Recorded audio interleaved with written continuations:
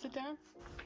Yeah, that's good. Hey guys, what's up? Welcome back to our channel. In today's video, we are doing our reading year-end wrap-up. This is our second try already. So we read a total of 70 books combined. I read 53.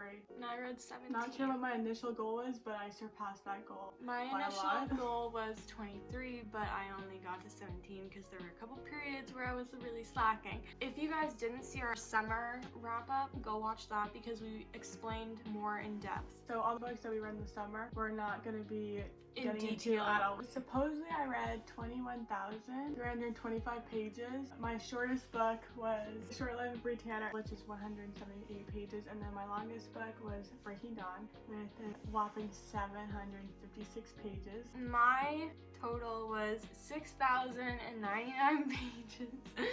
And then my shortest book was One Italian Summer, and it came in at 255 pages. And my longest book was Beach Town. Always get that confused with Beach Read. Well, like the And roughest book of the year. It's 448 pages long. This video is a no spoiler or minimal spoiler video, just so everyone knows. You It's can gonna watch be it. more fast paced, so it's not gonna be super in depth.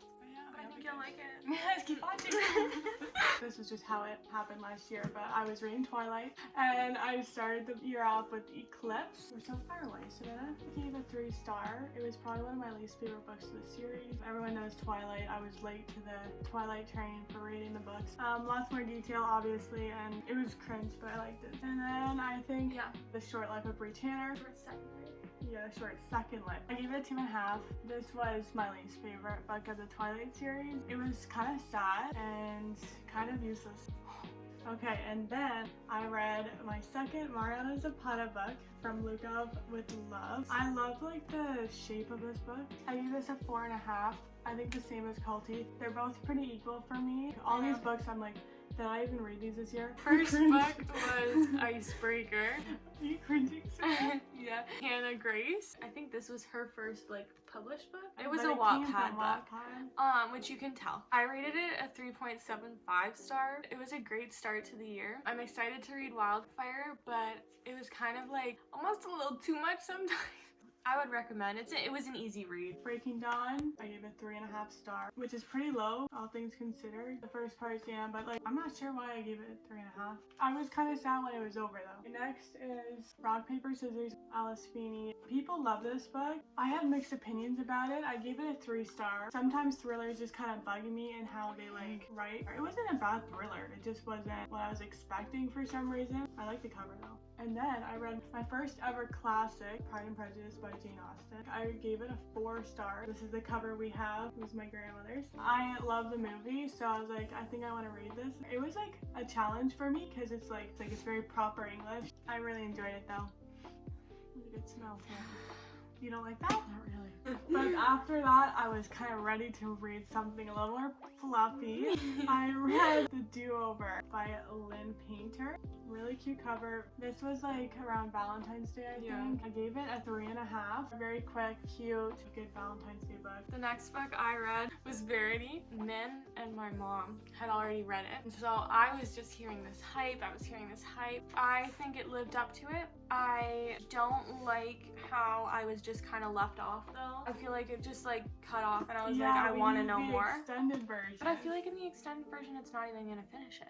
But But I rated it a 5-star. It's by Colleen Hoover. Another super quick read. I think I read this in like a couple days. It was pretty crazy. Like very crazy, honestly. I recommend. one of her best, I think. I read Life and Death, obviously by Stephanie Myers. So this was a very interesting book. All of the genders swapped except for Bella's parents, and there's a whole different ending in this. I guess it's like an alternative ending to the like original. It was just kind of crazy. I mean, it definitely wasn't good by any means. I gave it a 2.5 just because it was kind of fun.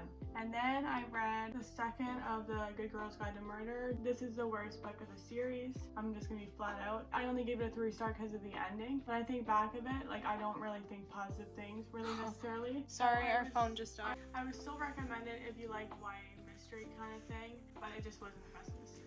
And then I read Icebreaker. I gave it a 3.5.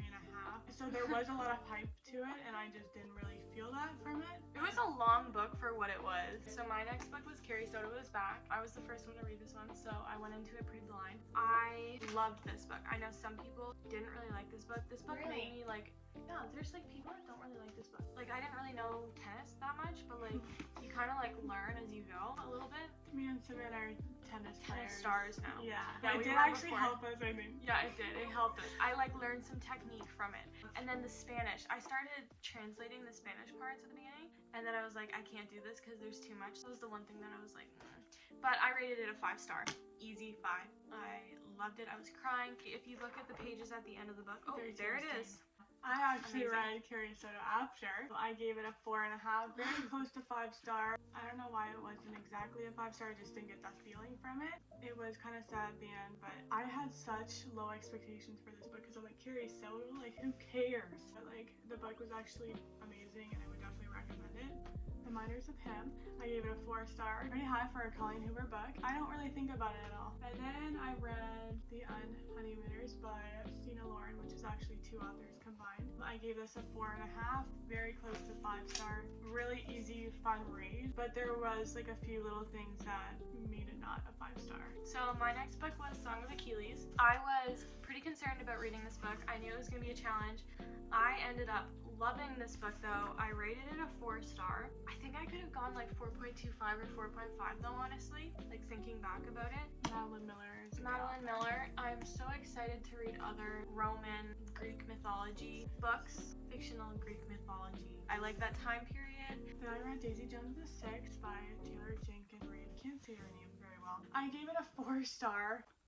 I listened to music while I read it and I was like not impressed, but as you can see in our videos we kind of like shared how much we liked it and we watched the show and it's just an awesome story. It was a very interesting writing style. It was all interviews, a little harder to read like at the start.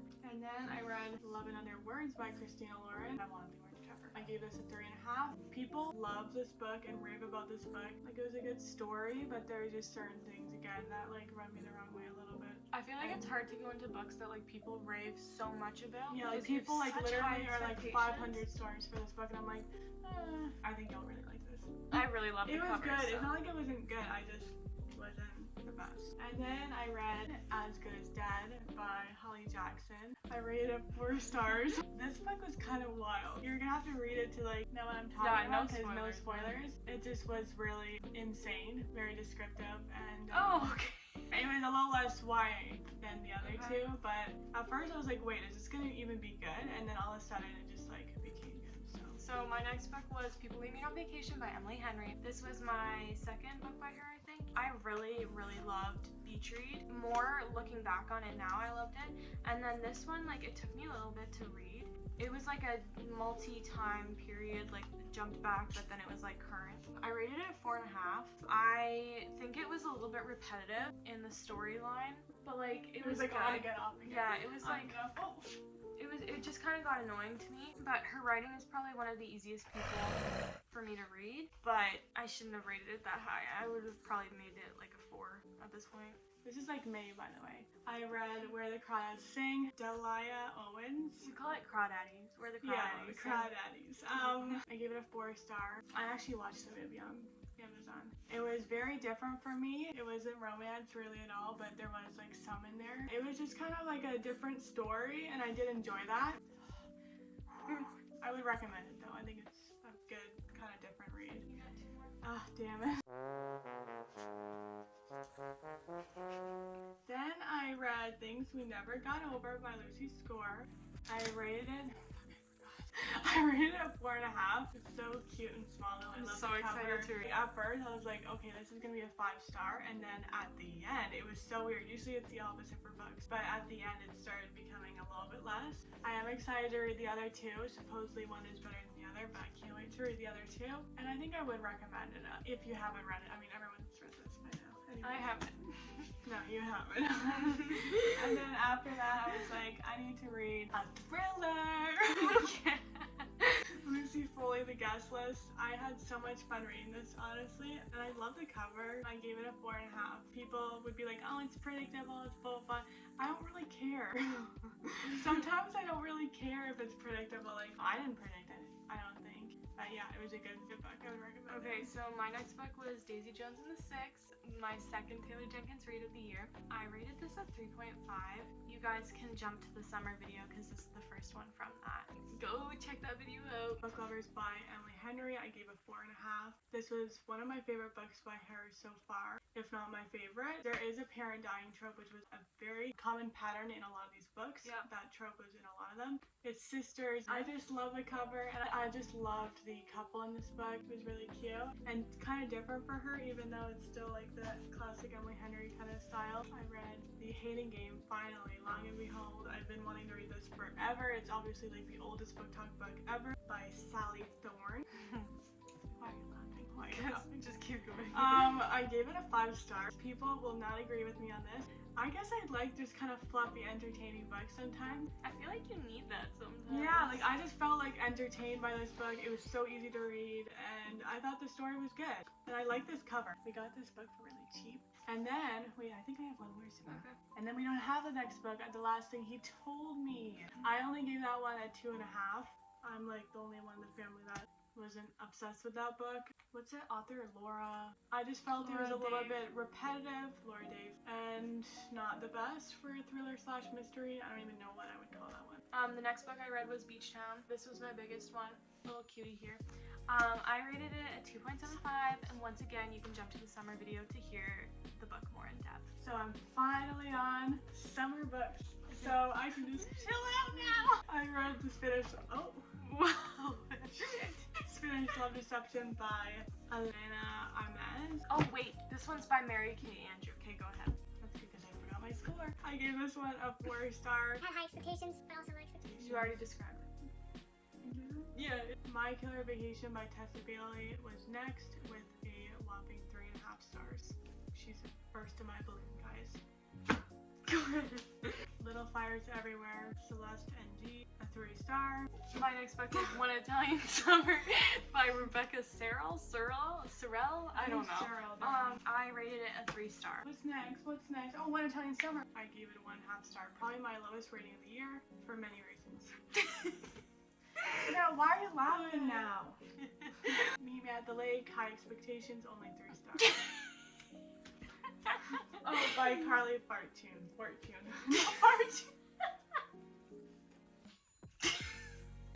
She started by C.N. Gilbert, 3.5 stars.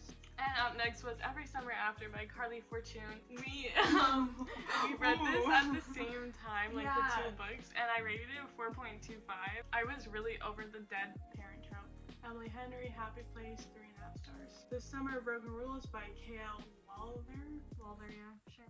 3 star. The Only Survivors by Megan Miranda, 3 stars. Summer of Broken Rules by K.L. Walther. I rated it a 5 stars. I think this is one of my favorite reads of the year. Okay, The Newcomer by Mary Kay Andrews, 2.5 stars. A Perfect Vintage by Chelsea Fagan, 4 stars. The Hotel Nantucket by Ellen Hildebrand, 2.5 stars.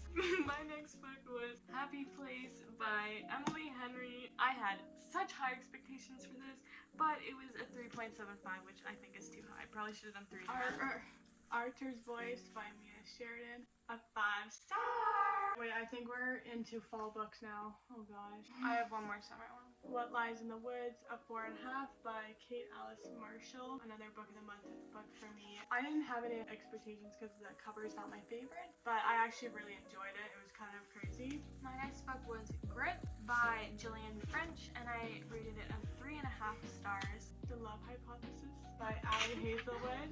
I forgot my rating. I give it a 4 star. This has obviously like been a hype book for a while now. I can see where that comes from, but also wasn't, I don't know, that special.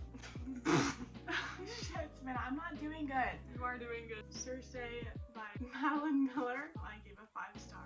This was honestly pretty much as good, if not better, than Song of Achilles. I just really enjoyed it, honestly. I'm excited. Like, amazing. House Across the Lake by Riley Sager. I can't believe we gave it this. I gave it a 4 star. I guess it was good. When I think back, I'm like, does it really deserve 4 stars? I'm not sure. My next book was The Last Thing You Told Me You Can't See. I rated it a 5 star. I really loved it. I read it pretty damn quick, and I would read it again, I think. Maybe a different one of his books. And then I started my Magnolia Parks Universe Journey by Jessa Hastings. This cover is everything And more. but the book was only a 3.5. I don't know, maybe it's just not my exact cup of tea, or at least this one wasn't. I'm so excited to read it. They did get better, but we'll get there. I don't know how to explain it. It was like super different than what I was expecting. You Again by Kate Goldbeck. Very close to a 5-star, but it was only a 4.5 star for reasons. The cover is beautiful. Yeah, it is. First of all.